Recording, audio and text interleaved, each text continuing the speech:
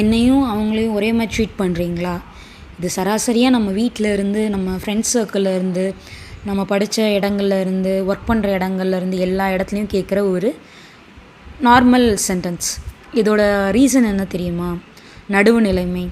நண்பர், பகைவர், அயலார் எதையுமே பார்க்காம எல்லாரையும் சமமாக பார்த்து யார் தப்பு பண்ணாலும் தண்டிக்கிறதும், இல்லை இது தப்புன்னு சொல்கிறதும், அறத்தோடு நடக்கிறதும், இல்லை இவங்க நல்லது பண்ணியிருக்காங்க, இவங்க அந்த தப்பை பண்ணலை அப்படின்னு நம்ம ஒரு சாட்சியாக அவங்களுக்காக நிற்கிறதும், இதுக்கு பேர் தான் நடுவு நிலைமை. இதை பற்றி 10 குறளாக நம்ம திருக்குறளில் ஒரு அதிகாரத்தில் இருக்குது. இதை பற்றி இன்னும் டீட்டெயிலாக தெரிஞ்சுக்க கீழே இருக்க வீடியோவோட லிங்க்கை கிளிக் பண்ணுங்கள். ரிலேட்டட் வீடியோஸ் அப்படின்னு வரும். இந்த மாதிரி நிறைய Thirukkural related contents, TNPSC related contents தெரிஞ்சுக்க இந்த சேனலை சப்ஸ்கிரைப் பண்ணுங்கள். இந்த ஷார்ட்ஸ் பிடிச்சிருந்தா லைக் பண்ணுங்கள்.